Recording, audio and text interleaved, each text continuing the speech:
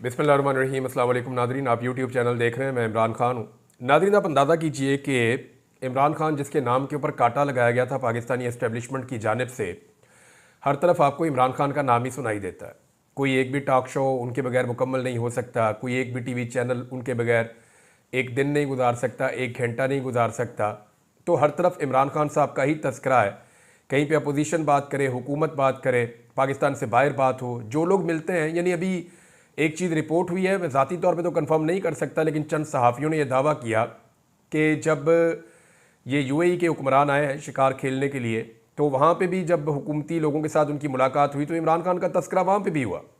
तो कोई एक जगह ऐसी नहीं है जहाँ पे इमरान खान साहब का तस्करा ना हो रहा हो। और यूएई के जो हुक्मरान हैं, इनको इस्लामाबाद आना चाहिए था अगर इन्हें वज़ीर आज़म को मिलना था, लेकिन आप ये देखें कि वो अपनी उस ज़मीन पे आए जो उनको लीज़ पे मिली हुई है, यानी वो अपनी ही रियासत में आए, उनकी अपनी प्रॉपर्टी है, वो उनको लीज़ पे मिली हुई है, वो वहीं पर आए और ये लोग उनको मिलने के लिए वहाँ गए, वो नहीं आए मिलने के लिए। तो ये एक फ़र्क भी आप जहन में अपने रखें।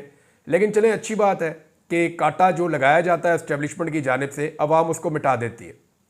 फातिमा जिन्ना के नाम के ऊपर कांटा लगाया गया था, अवाम नहीं मानी। जुल्फ़िकार अली भुट्टो के नाम के ऊपर कांटा लगाया गया था, आज भी लोग उसके नाम पे वोट देते हैं। कोई वोट मांगे ना याया खान के नाम के ऊपर लित्तर पड़ेंगे, कोई परवेज़ मुशर्रफ के नाम के ऊपर वोट मांग के दिखाए, कोई किसी भी जर्नैल के नाम के ऊपर वोट मांगे, देखें लोग वोट कहाँ देंगे, लोग जुर्माना कर देंगे ऊपर से, और बाकियों को भी मना करेंगे वोट ना डालना। तो कांटा लगाने वाले जो है उनके ऊपर कुदरत ने हमेशा कांटा लगाया, बड़ा करके कांटा लगाया, और जिनके नामों के ऊपर कांटा लगाया गया कुदरत उनके नामों को जिंदा रखती है। आज इमरान खान साहब भी इसी सूरत हाल का सामना कर रहे हैं। कहा गया जी इमरान खान के नाम के ऊपर रेड लाइन लग गई है, क्रॉस लगा दिया गया है, कांटा लगा दिया गया है। लेकिन अब आप ये देखें कि इमरान खान के बगैर ना सिस्टम चल पा रहा है, ना निज़ाम चल पा रहा है। हालात कहाँ पहुँच गए हैं, मैं अभी आपके सामने एक डाटा रखूँगा, आप हैरान हो जाएंगे। और ये डाटा जो है वो सरकारी आदाद-ओ-शुमार है, मैं को अपने से ज़ाती तौर पर नहीं बना रहा हूँ, आपके सामने सारी चीज़ें मैं अभी रख दूँगा। लेकिन एक चीज़ आप ध्यान में रखें कि जो हुकूमत का और अपोजिशन के बीच में जो मुज़ाकरात चल रहे थे, जिसको हुकूमत चाहती है कि वो नाकाम हो जाए, सूरत हाल ये है ना कि एस्टेब्लिशमेंट जानती है बैरूनी दबाव बढ़ता जाएगा। उसकी वजह यह है कि अब जो बाइडन का हाथ एस्टेब्लिशमेंट के सर के ऊपर नहीं है, तो इमरान खान को जिस तरह विक्टिमाइज़ किया गया, जिस तरह उसके ऊपर जुल्म किया गया, वो अब मुस्तकबिल में नहीं किया जा सकेगा। तो जब ये सिलसिला रुकेगा तो फिर इमरान खान साहब को बाहर लाना पड़ेगा। एस्टेब्लिशमेंट ये बात जानती है, लेकिन वो मशरूत रिहाई चाहती है। एस्टेब्लिशमेंट की भी वो शराइत है ना, उन्होंने अपनी इज्जत भी बचानी है, अपना मामला भी बचाना है, अपनी नौकरियां भी उन्होंने महफूज करनी है। तो वो इमरान खान साहब से मशरूत तरीके से आमादगी लेकर उनको रिहा करना चाहते हैं। हुकूमत चाहती है कि जितना मैक्सिमम हो सके इमरान खान साहब को अंदर रखा जाए, क्योंकि जो इमरान खान साहब की मकबूलियत है, इस मकबूलियत के आलम में अगर वो बाहर आ गए तो पाकिस्तान की सारी सियासत उनकी मुट्ठी में आ जाएगी और फैसले वो करना शुरू हो जाएंगे। अब इमरान खान साहब को अगर आप देखें तो वो शराइत मानने पर तैयार नहीं है, वो जेल में मजीद टाइम गुजारने पर भी आमादा है। अब हुकूमत मुज़ाकरात को नाकाम करने के लिए जो कमेटी है, जो मुज़ाकराती कमेटी पाकिस्तान तहरीक इंसाफ की जानिब से है, उनकी मुलाकात इमरान खान साहब से नहीं करवा रहे। हालांकि कमेटी ने मुतालबा किया बड़ा क्लियरली कि आप अब हमारी मुलाकात करवाएं ज़रा आज़ादाना माहौल में, जहाँ पे इदारों की निगरानी ना हो, जहाँ पे ऑडियो वीडियो रिकॉर्डिंग ना की जा रही हो, ताकि खुलकर अपने लीडर के साथ हम डिस्कशन करें, उन्हें बताएं जनाब कि क्या सूरत हाल है, और इमरान खान साहब के साथ खुल के हम बात करें, वो खुल के हमारे साथ बात करें, तो किसी नतीजे पर पहुँचने की कोशिश करें। और मुज़ाकरात से ही मसले का हल निकलता है, जंगों के बाद भी मुज़ाकरात ही होते हैं अल्टीमेटली। अब यहाँ पे जो आमिर मुगल साहब हैं, उन्होंने कुछ हकायक सामने रखे हैं, वैसे भी ये हकायक लिखे हुए हैं। कमेटी की जो आपस में दो कमेटियों की मीटिंग हुई थी, हुकूमती और अपोजिशन की, जो आपस में मुज़ाकराती कमेटियाँ बैठी थी, तो जो एलामिया आया था उसके बारे में मैं आपको बता रहा हूँ, तहरीरी तौर पर वो मौजूद है। और उसमें 2 जनवरी का जो मुश्तरका एलामिया था, उसको अगर आप गौर से पढ़ें तो 5 पैराग्राफ में 4 मरतबा इमरान खान से मुलाकात और इनकी हदायत की रोशनी में आगे बढ़ने का जिक्र है। यानी 4 मरतबा इमरान खान साहब का नाम लेकर कहा गया कि उनसे मुलाकात भी होगी और उनकी हदायत में आगे बढ़ा जाएगा। लेकिन हुकूमती कमेटी की बेबसी आप यहाँ से अंदाज़ा लगा लें कि अभी तक पाकिस्तान तहरीक इंसाफ मुज़ाकराती कमेटी की इमरान खान से मुलाकात का एहतमाम नहीं किया जा सका। हुकूमती लोग कह रहे हैं जी इमरान खान साहब की मुलाकात होनी चाहिए, लेकिन आपको पता ना फैसले तो कहीं और होने हैं, और फैसले जो है वो जो कमेटी बनाई हुई है उनके ऊपर भी तो नवाज शरीफ है, उनके ऊपर भी तो मरियम नवाज और शहबाज शरीफ है।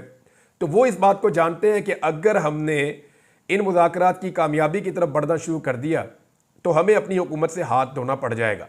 और इसके बाद उन्हें हुकूमत नहीं मिलनी, चाहे वो जाली फार्म 47 भी ले ले, लोग इसका भी हल निकाल देंगे। तो अब के तो लोगों को इन्होंने धोखा दे दिया है, लेकिन हर मरतबा ये हो नहीं पाएगा और ये हुकूमत भी पूरा टाइम करती हुई दिखाई नहीं दे रही। तो इस पे असद कैसर साहब ने स्टेटमेंट दिया कि अगर मुलाकात आपने नहीं करवानी तो फिर आप मुज़ाकरात को भूल जाएं, फिर मामला किसी और तरफ जाएगा। पाकिस्तान तहरीक-ए-इंसाफ वैसी एक अवामी तहरीक चलाना चाहती है और वो ये टेस्ट करना चाहती है कि जो बाइडन के जाने के बाद भी पाकिस्तान की एस्टेब्लिशमेंट उसी तरह से जुल्म, बर्बरियत और जबर को जारी रखती है, या डोनाल्ड ट्रंप की इंतजामिया इनके सर के ऊपर हाथ नहीं रखेगी और ये वो सारा कुछ नहीं कर पाएंगे जो इससे पहले इन्होंने किया। देखिए, अगर जुल्म, जबर और फस्तायत ये यहाँ पे जारी रखते हैं और जो बाइडन की तरह डोनाल्ड ट्रंप इनके सर पे हाथ नहीं रखता, तो 2-3 चीज़ें हो जाएंगी फौरी तौर पे। एक तो जो GSP प्लस का जो स्टेटस है वो आपका कॉम्प्रोमाइज़ हो जाएगा। दूसरा, अमेरिका के साथ आपकी ट्रेड, आपके ऊपर कुछ पाबंदियां लग सकती हैं, वो कॉम्प्रोमाइज़ हो जाएगा। IMF की जानिब से आपके ऊपर दबाव बहुत ज़्यादा बढ़ जाएगा। तो ये चीज़ें पाकिस्तान की हुकूमत या एस्टेब्लिशमेंट इनको बर्दाश्त नहीं कर सकती। हुकूमत के तो चलो दिमाग में ये बात होती है ना कि कुछ भी करके हम रेड़ा लगा लें, कुछ भी करके हम घसीट लें इस सिस्टम को, हम आगे बढ़ जाएं। और जो एस्टेब्लिशमेंट है उसको इस बात का आइडिया होता है कि भाई इन्होंने तो सियासत करनी है और इनके ऊपर तो केसेस बने हुए हैं।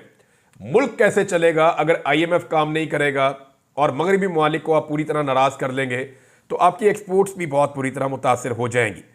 अब इसमें एक बड़ा हौसला अफजा स्टेटमेंट है जो उमर अयूब साहब ने दिया और उन्होंने बड़ा क्लियरली कहा कि इमरान खान साहब ने जो ज़ाती तौर पे उनके ऊपर जुल्म और जबर किया गया है, उस हवाले से इमरान खान साहब ने ऐलान किया है कि मैंने पाकिस्तान की खातिर सबको माफ़ कर दिया। ये उमर अयूब साहब ने एक बड़ा दावा किया, लेकिन साथ ही साथ उन्होंने मुतालबा किया है कि इमरान खान साहब से जो हमारी मुलाकात है वो करवाई जाए और वो आज़ादाना माहौल में करवाई जाए। वहाँ पे जो इदारे हैं वो मौजूद नहीं होने चाहिए, उनकी गैर मौजूदगी में ये मुलाकात हमारी करवाई जाए। अब इमरान खान साहब की जानिब से आम माफ़ी का जो ऐलान है वो उनके ज़ाती मामलात के हवाले से है, जैसे उनके ऊपर कीचड़ उछाला गया, उनके ऊपर झूठे मुकदमात बनाए गए, जेल के अंदर उनको सताया गया, उन्हें तंग किया गया, उन्हें एक छोटे से सेल के अंदर बंद कर दिया गया, बाहर आने से मना कर दिया गया, कभी लाइट बंद कर दी गई, कभी सर्दी के अंदर उनको छोड़ दिया गया।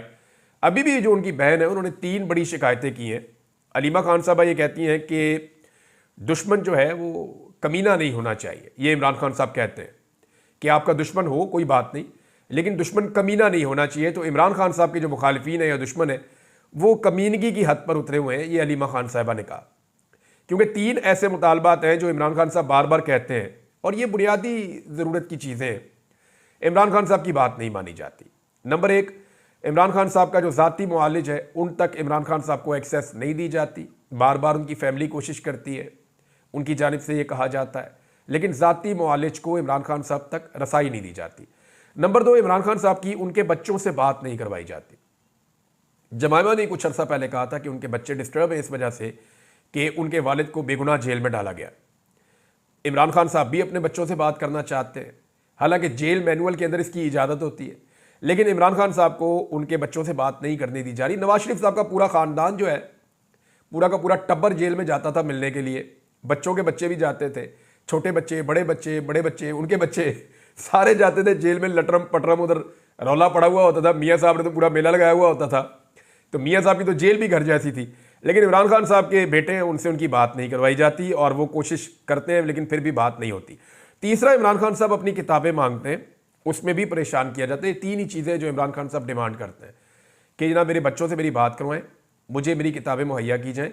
जो मेरा अपना ज़ाती मुआलिज 72 साल का आदमी है, बेशक वो अपने आप को कितना भी फिट रखे एक्सरसाइज करके, लेकिन फिर भी उसके अपने मुआलिज से जब वो मिलते हैं तो उनको उससे इत्मीनान मिलता है कि मेरी अपनी फ़िज़िकल कंडीशन क्या है और मैं अपने आप को कैसे बेहतर कर सकता हूँ। तो इमरान खान साहब अपने ज़ाती मुआलिज से मिलना चाहते हैं, अपने बच्चों से बात करना चाहते हैं और वो किताबें पढ़ने के लिए अपनी किताबें मांग रहे हैं।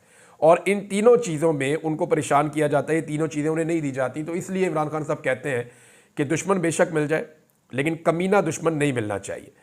अब नाजरीन, बार बार ये कहा जाता है कि पाकिस्तान में महंगाई कम हुई है, इसके ऊपर हम एक सर्वे करवा रहे हैं, आने वाले दिनों में आपको दिखाएंगे कि महंगाई कितनी कम हुई है। लेकिन हुकूमत का जो पसंदीदा इदारा है द न्यूज़, उसने जनाब सर्वे जो करवाया, उस सर्वे के मुताबिक पाकिस्तान में महंगाई कम नहीं हुई बल्कि पाकिस्तान में महंगाई बहुत ज़्यादा बढ़ी है। यानी जो चीज़ें जिनकी कीमतें बढ़ गई, सब्जियों की कीमतें बढ़ गई, गोश्त की कीमतें बढ़ गई, फलों की कीमतें बढ़ गई, चावल, चीनी और दालों की कीमतें बढ़ गई, घी की कीमतें बढ़ गई, तो कौन सी चीज़ ऐसी है जिसकी कीमत नहीं बढ़ी? बिजली की कीमत पहले ही इन्होंने बढ़ा के 16 रुपये से यूनिट उठा के 60 से 70 रुपये तक ये ले गए, तो बिजली की कीमत बहुत ज़्यादा बढ़ गई है। गैस की कीमतों में जो इजाफा हुआ है गुज़िश्ता एक साल में, वो 980% तक हुआ है। यानी अगर आप इसको वैसे देखें तो 1000% तक का इजाफा तकरीबन जो है वो गैस की कीमतों में भी कर दिया गया है। आप गैस इस्तेमाल करें या ना करें, आपको जो मीटर का रेंट आता है ना, वही इतना ज़्यादा है कि गरीब आदमी को पहले इतना बिल नहीं आता था। तो हर चीज़ की कीमत में बहुत ज़्यादा इजाफा हुआ। और ये रिपोर्ट मैं नहीं कह रहा, या द न्यूज़ दे रहा है, और द न्यूज़ की जो रिपोर्ट है वो हुकूमत को हमेशा से बड़ी पसंद होती है। तो द न्यूज़ की रिपोर्ट के मुताबिक पाकिस्तान में महंगाई की शरह में नया साल आते ही बहुत ज़्यादा इजाफा हुआ है। हालांकि हुकूमत दावे कर रही है कि महंगाई में इजाफा नहीं हुआ। अब आपके सामने मैं एक डाटा रखता हूँ नाज़रीन, कि इस वक्त जो पाकिस्तान में टैक्स लिया जा रहा है हुकूमत की जानिब से, वो सबसे ज़्यादा टैक्स है। यानी इतना टैक्स पाकिस्तान की किसी हुकूमत ने नहीं बढ़ाया जितना टैक्स पाकिस्तान की मौजूदा हुकूमत ने बढ़ा दिया है। हर चीज़ के ऊपर टैक्स लगा दिया है, जिसकी वजह से पाकिस्तान में महंगाई बहुत ज़्यादा है।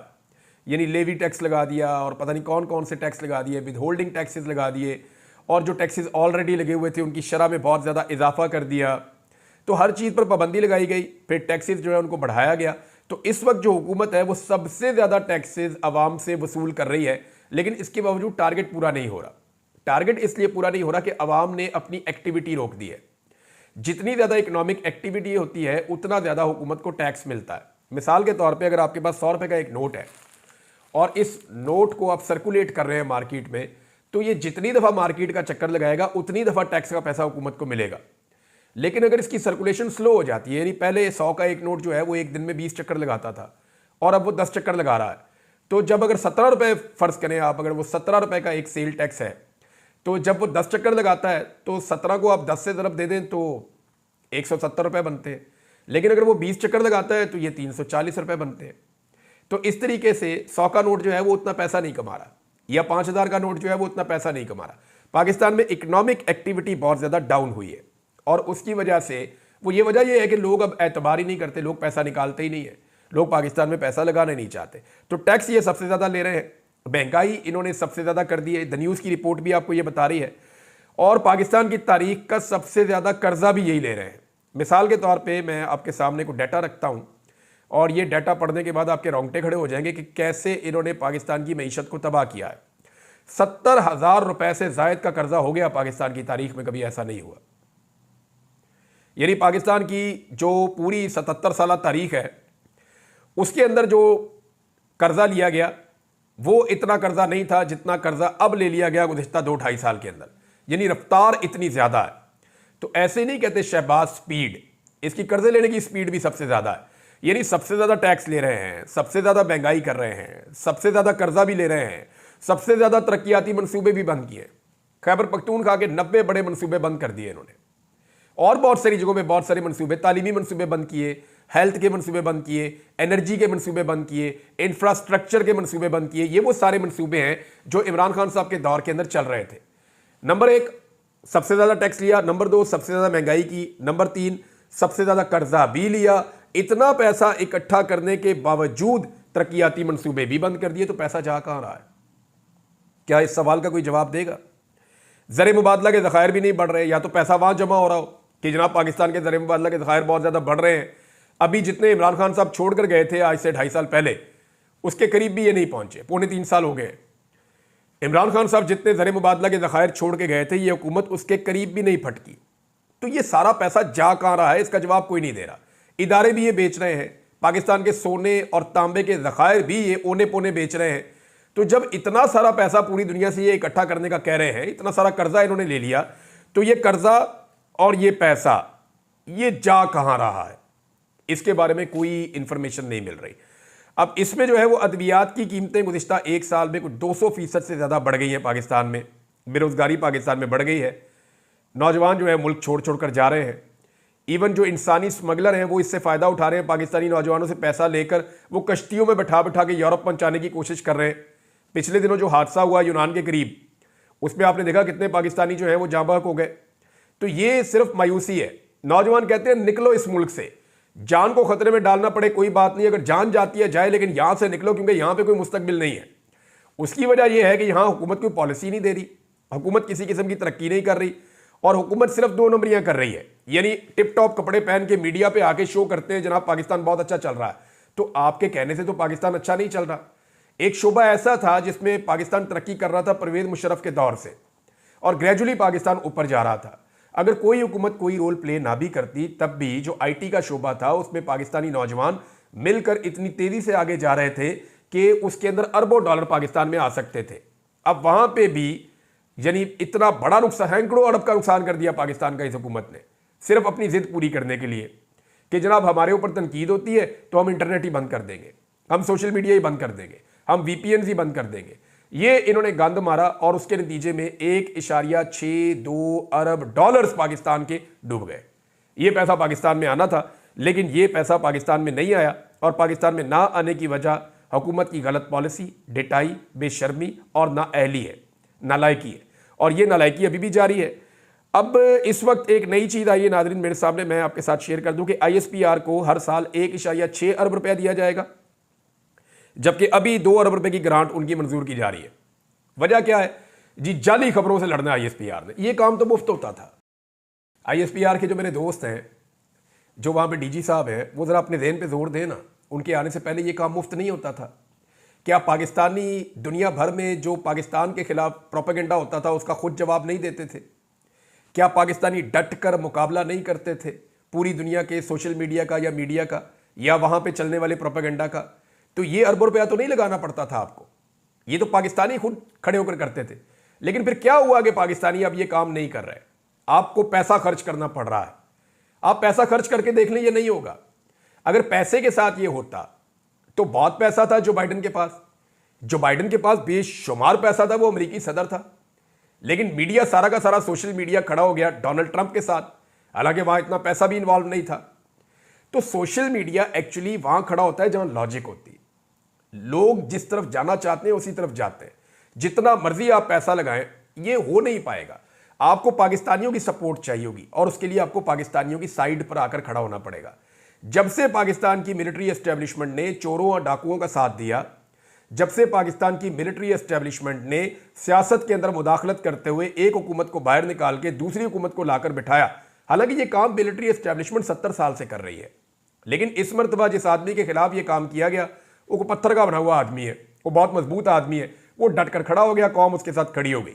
इससे पहले जितने भी लोगों के साथ ये काम किया गया वो झुक जाते थे, डील कर लेते थे। लेकिन इस मरतबा मिलिट्री एस्टेब्लिशमेंट ने एक ऐसे आदमी को छेड़ दिया है जो आदमी जेल से बाहर आने की भी कुछ जल्दी नहीं कर रहा। वो बंदा कह रहा है कोई बात नहीं है, ठीक है, मैं सामना करूंगा, और हकायक पूरी कौम के सामने लेकर आ गया। अब इस वक्त पाकिस्तान की मिलिट्री एस्टेब्लिशमेंट को वो सपोर्ट पब्लिक से नहीं मिल रही जो पहले मिलती थी, तो आईएसपीआर को अब अरबों रुपया खर्च करना पड़ेगा, जो काम पहले मुफ्त में होता था। और मैं आपको एक बात बता दूं कि अरबों रुपया खर्च करके भी ये काम नहीं होगा। अल्टीमेटली पाकिस्तान के इदारों को पाकिस्तान की आवाम की बात माननी पड़ेगी, अपनी आवाम के सामने सरेंडर करना पड़ेगा, अपनी आवाम के मुताबिक अपनी पॉलिसीज बनानी पड़ेंगी, तब आवाम की सपोर्ट उनको वापस मिल जाएगी, और फिर 1 रुपया भी नहीं लगेगा, काम खुद ही होना शुरू हो जाएगा। नाज़रीन, फौजी अदालतों के हवाले से जो आईनी बेंच है वहाँ पे समाअत हुई है। मेरे 2 बड़े बुनियादी सवालात हैं। एक ये है कि आईनी बेंच ने ही कहा था ना कि फैसले सुना दें फौजी अदालतें, और फौजी अदालतों ने जब फैसले सुनाए तो यही कहकर सुनाए ना कि जी हमें अदालत ने इजाज़त दी है तो हम ये फैसले सुना रहे हैं। तो क्या आईनी बेंच की ये जिम्मेदारी नहीं है कि वो 2 चीज़ें करे? यानी आज हफीजुल्लाह नियाज़ी साहब ने भी कहा और बाकी लोग भी ये शिकवा कर रहे हैं कि जेल के अंदर भी वो जो कैदी जब पहुंचे हैं तो उनके साथ सलूक आम कैदियों वाला नहीं किया जा रहा, उनके ऊपर बहुत कड़ी निगरानी और बड़ी सख्ती उनके ऊपर की जा रही है। तो एक तो बड़ा ये प्रॉब्लम है, ताकि उनसे माफ़ी मंगवाई जाए, वो माफ़ी मांग नहीं रहे, रहम की अपील कर नहीं रहे। और दूसरा उन्होंने कहा जी हमें फैसलों की कॉपियां तो दें। अगर सुप्रीम कोर्ट ऑफ पाकिस्तान ने कहा आईनी बेंच ने कि जनाब आप फैसले दे दें, तो भाई फैसले दे दें, तो फैसले हैं किधर? कम से कम आईनी बेंच की ये रिस्पॉन्सिबिलिटी तो है कि फौजी अदालतों को कहें जी इनकी फैसलों की कॉपियां दें ताकि ये अपीलों के अंदर जाएं, और फिर इस बात को भी तय करें कि फौजी अदालत में सिविलियन का ट्रायल हो सकता है या नहीं हो सकता। ये वैसे होना नहीं चाहिए और ये हो भी नहीं सकता। नाज़रीन, कुछ चीज़ें मुझे आपके सामने रखनी है कि पाकिस्तान के मीडिया को बड़े शिकवे हैं पाकिस्तान तहरीक इंसाफ से या आम पाकिस्तानियों से कि आम पाकिस्तानी बदतमीज़ी करते हैं, या आम पाकिस्तानी जो हैं वो इस तरह की बातें करते हैं पाकिस्तानी मीडिया के बारे में कि उन्हें वो कहते हैं कि ये बुग़्ज़ी हैं, ये माफिया है, ये मुनाफिक हैं, ये लफाफा खोर हैं, 2 नंबर हैं, बरूपी हैं, और बहुत सारे इल्काबात से नवाजते हैं। ये इन अलकाबात से क्यों नवाजा जाता है, मैंने पूरी एक रिपोर्ट तैयार की है, मैं अगले वीलॉग में आपके सामने रखूंगा। लेकिन खैबर पख्तूनख्वा की हुकूमत की कारकर्दगी पे मुजम्मल असलम साहब ने जो एक डाटा शेयर किया है कि उन्होंने कर्जा भी उतारना शुरू कर दिया है, उन्होंने पेंशन्स का भी बंदोबस्त कर दिया है, 40 अरब वहाँ पे भी जमा किया है और उनके पास 3 महीने की सरप्लस तनख्वाहें भी मौजूद हैं। कोई सूबा ऐसा नहीं कर पाया, ना वफाक ऐसा कर पाया। दहशतगर्दी के बावजूद, बुरे तरीन हालात के बावजूद खैबर पख्तूनख्वा ने बेहतर परफॉर्म किया है, तो उन्हें तो शाबाश मिलनी चाहिए। लेकिन DGISPR उनकी गवर्नेंस के ऊपर बात कर रहे थे। अब तक के लिए इतना ही। अपना ख्याल रखिएगा, अपने इस चैनल का भी। अल्लाह हाफ़िज़।